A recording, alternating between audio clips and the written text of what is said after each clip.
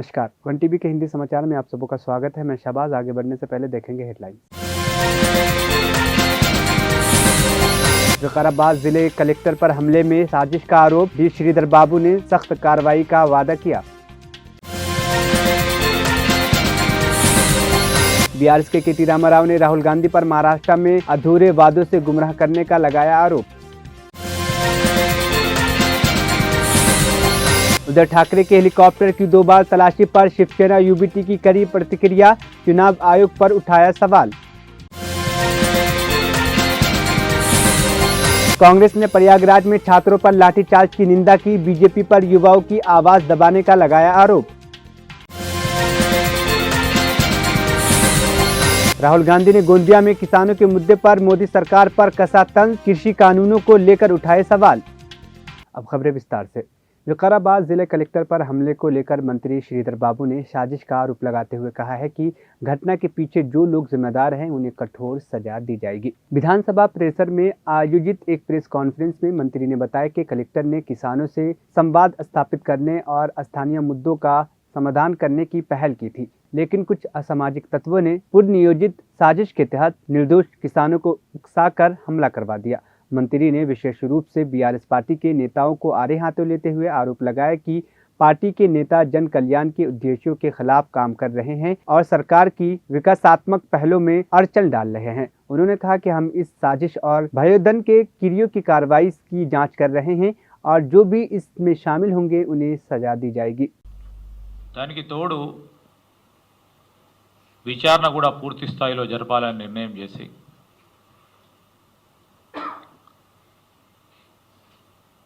అసలు కలెక్టర్ గారిని పథకం ప్రకారం ఆ వేదిక నుంచి అక్కడ దగ్గరికి రమ్మని చెప్పింది ఎవరు,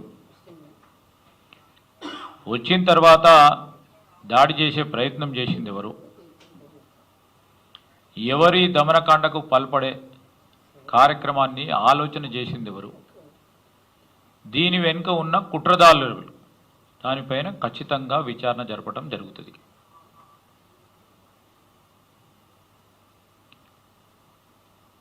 సమగ్ర విచారణ చేసి స్పష్టంగా చెప్తా ఉన్నాం. ప్రభుత్వ యంత్రాంగానికి సంబంధించి ప్రభుత్వం అభివృద్ధికి సంబంధించిన సంక్షేమానికి సంబంధించిన పథకాలను అడ్డుకోవాలని ఎవరు ప్రయత్నం చేసినా ఉపేక్షించేది లేదు. ప్రజాస్వామికమైన పద్ధతిలో అభ్యంతరాలు, అనుమానాలు, అభిప్రాయాలు తెలియజేసుకోవడానికి తప్పకుండా। तेलंगाना के पूर्व मंत्री और बीआरएस कार्यकारी अध्यक्ष केटी रामाराव ने मंगलवार को कांग्रेस नेता राहुल गांधी पर महाराष्ट्र के लोगों को अधूरे वादों से भ्रमित करने का आरोप लगाया है। रामाराव ने दावा किया है कि तेलंगाना सरकार के धन का दुरुपयोग महाराष्ट्र चुनाव के अभियान में किया जा रहा है और राहुल गांधी द्वारा तेलंगाना में कांग्रेस की कथित उपलब्धियों के झूठे वादे किए जा रहे हैं। In Telangana, after December 2023, the new government, Congress government, has assumed office. Their important leader and the leader of opposition today in Parliament, in Lok Sabha, Shri Rahul Gandhi ji, keeps talking about crony capitalism, corruption, how today powerful people who are connected to more powerful people are able to abuse the proximity to power centers and get their way in terms of amassing wealth. Today I am here to show you proofs of one such instance. This is one such instance. I am going to come back to Delhi repeatedly and talk more and more about rampant corruption in Congress government in Telangana. The one instance I am going to point out, about a month ago, I have written an elaborate letter to Shri Manohar Lal Khattar ji, who is the urban development minister under whose department Amrut scheme currently functions. Now Amrut, as you all know, is a scheme that basically was launched by Government of India to facilitate creation of infrastructure, primarily water, sewerage infrastructure, etc., in towns with population of more than 1 lakh. Amrut 2.0, under which in Telangana tenders have been called in February this year, early this year. The tenders were called in about 8 packages. I have all the details here, but unfortunately these details you will not find in any of the websites in Government of Telangana. Government of Telangana has been basically keeping them all quiet. Even if you apply under RTI, you will not know कि किसको क्या tender मिला. इसीलिए थोड़ा मैं आप सबके सामने रखने की कोशिश कर रहा हूं. एक पैकेज बुलाया गया था 1758 करोड़ का, दूसरा 1881 करोड़ का, तीसरा 1135, another one for 1270 and so on. Altogether 6 packages totaling 8,888 crore work have been called for in February this year. Now, why am I speaking in November if tenders were called in February?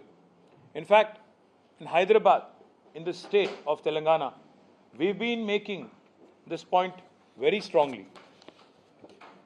I have to point out to one company specifically. This is a company called Shodha Constructions. उसका directors का report भी मैं आपको दे दिया हूं, copy एक देख लीजिएगा. ऑडिटेड रिपोर्ट है. 21-22 में इस कंपनी की नेट प्रॉफिट थी 2.2 crore. It's a very small company which has no qualification, no capital of sorts even to execute any kind of work. In 2021, this company's net profit was 3.5 crores. In 21-22, the net profit was 2.2 crore. I am sharing the document of the company from the audited report from the director's report. Now, this company belongs to the brother-in-law of Chief Minister Revant Reddy.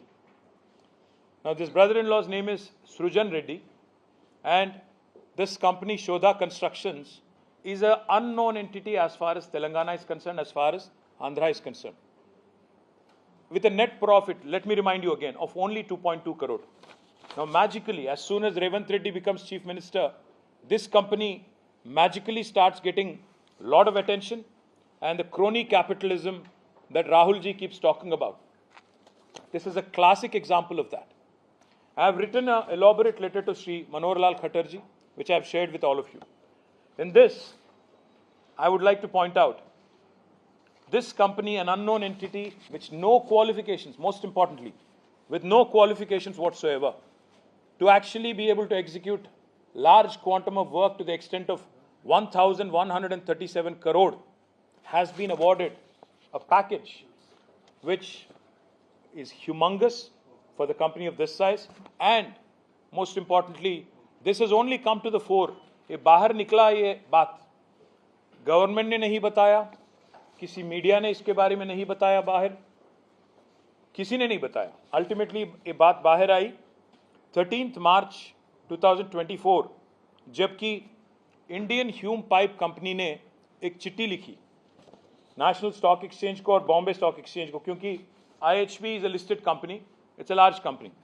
IHB ने एक चिट्ठी लिखी कि हमने तेलंगाना की government ने जो tender बुलाई, इसमें एक जॉइंट वेंचर हमने बनाई AMR के साथ, शोधा कंस्ट्रक्शन के साथ, और हमें एक इसमें काम मिला 1137 crore. But here is the interesting part.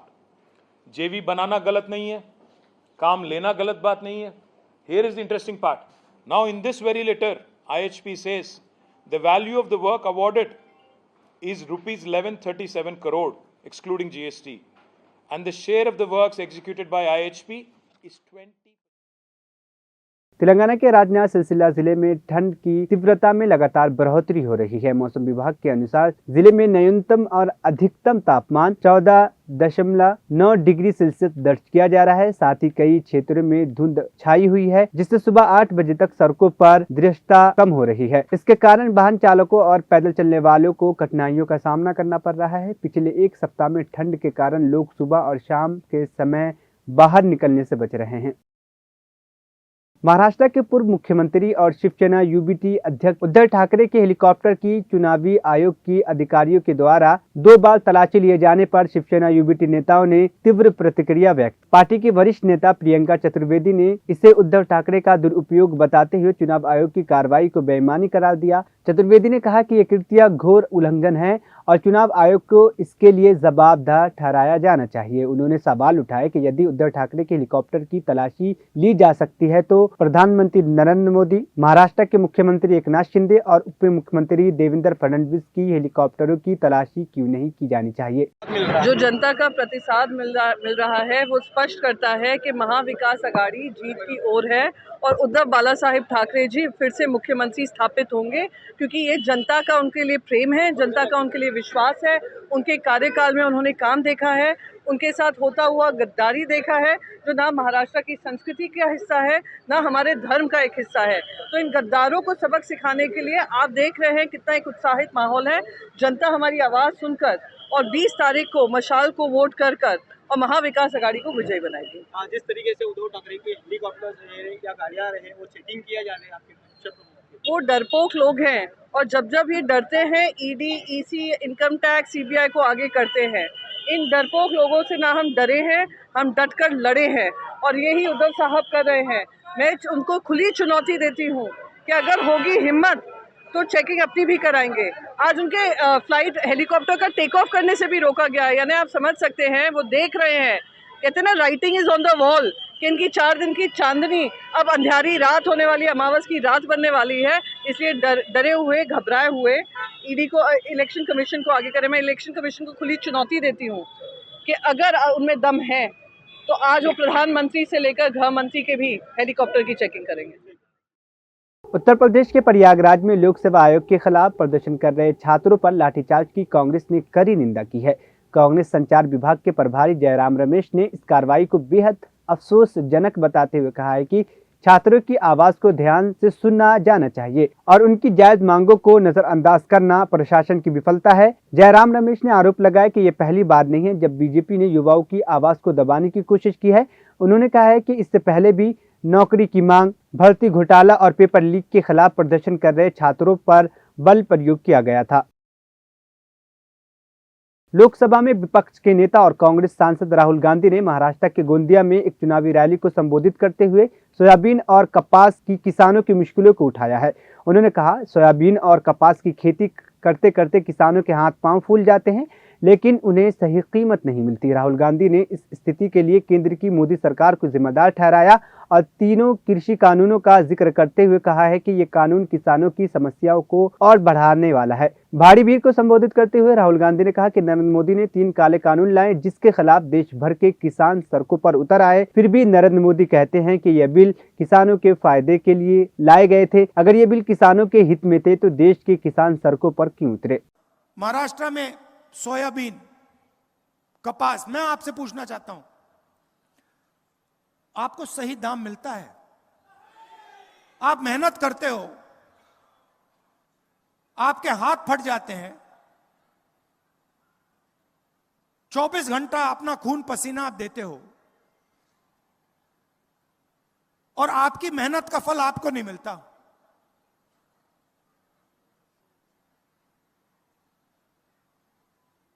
Adani जी के हाथ नहीं फटते, मैंने हाथ कभी मिलाए नहीं है, मगर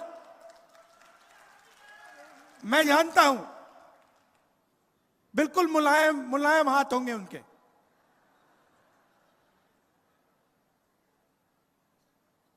खेत में कभी शायद गए भी नहीं है, मगर हिमाचल में अगर आप सेब बेचना चाहते हो तो पहले अदानी जी के गोदाम में डालना पड़ेगा। नरेंद्र मोदी जी 3 काले कानून लाए, देश में सारे के सारे किसान उसके खिलाफ खड़े हो गए और नरेंद्र मोदी भाषण में कहते हैं मैं तो ये बिल किसान के फायदे के लिए लाया था। अगर आप किसान का फायदा करने की कोशिश कर रहे थे तो किसान सड़कों पे क्यों उतरा? क्योंकि किसान जानता है कि आप किसान की कभी मदद नहीं करते हो। 16 लाख करोड़ रुपए आपने अरबपतियों का कर्जा माफ किया। मैं पूछता हूं, नरेंद्र मोदी जी ने 10-11 साल में कितने किसानों का कर्जा माफ किया है? एक का नहीं किया है। कि यह विचारधारा की लड़ाई है, यह संविधान की लड़ाई है। और नरेंद्र मोदी जी, आरएसएस के लोग, बीजेपी के लोग इस संविधान को, अंबेडकर जी के संविधान को, गांधी जी के संविधान को खत्म करने में लगे हैं। सामने से नहीं करते हैं, बंद कमरों में करते हैं, सरकारों को गिराकर करते हैं, किसानों से धन छीनकर करते हैं, अरबपतियों को कर्जा माफ करके इस पर आक्रमण करते हैं। इसीलिए लड़ाई इसकी है, संविधान को बचाने की लड़ाई है, नफरत को मोहब्बत से हराने की लड़ाई है। यह मोहब्बत की किताब है, इसमें आप पढ़ लो, इसमें आपको नफरत कहीं नहीं मिलेगी। नफरत आपको बीजेपी के लोगों के दिल में मिलेगी, इस किताब में नहीं मिलेगी। कांग्रेस पार्टी के कार्यकर्ता के दिल में आपको कभी नहीं मिलेगी, कांग्रेस पार्टी के नेताओं के दिल में आपको कभी नहीं मिलेगी, इंडिया गठबंधन के नेताओं के दिल में आपको नफरत नहीं मिलेगी। यही लड़ाई है और यह आपके खून के अंदर है। यह संविधान, यह आपके डीएनए में है, यह आपके खून में है। और मैं जानता हूं, जो मैं आपसे कह रहा हूं आप समझ रहे हो। मैं जानता हूं कि आप हर रोज इस संविधान की रक्षा करते हो, नफरत को मोहब्बत से काटते हो। जैसे मैंने कहा, भारत जोड़ो यात्रा में जो मैंने कहा,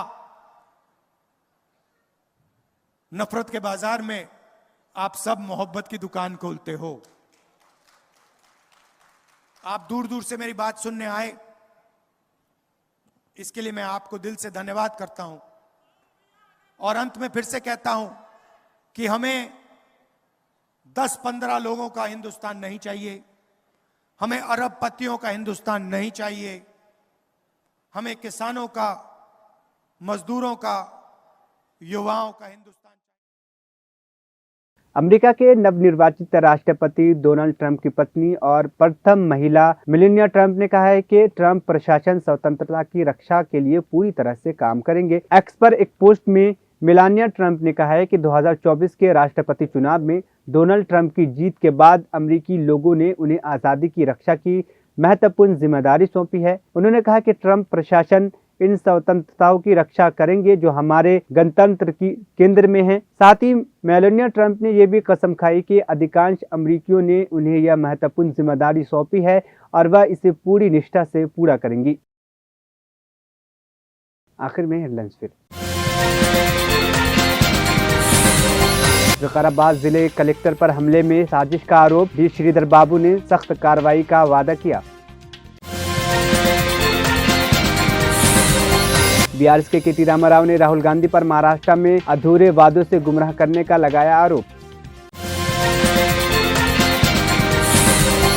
उद्धव ठाकरे के हेलीकॉप्टर की 2 बार तलाशी पर शिवसेना यूबीटी की कड़ी प्रतिक्रिया, चुनाव आयोग पर उठाया सवाल। कांग्रेस ने प्रयागराज में छात्रों पर लाठीचार्ज की निंदा की, बीजेपी पर युवाओं की आवाज दबाने का लगाया आरोप। राहुल गांधी ने गोंदिया में किसानों के मुद्दे पर मोदी सरकार पर कसा तंज, कृषि कानूनों को लेकर उठाए सवाल। 1TV हिंदी समाचार यहीं पे खत्म हुआ। मुझे दीजिए इजाजत, फिर होगी कल मुलाकात।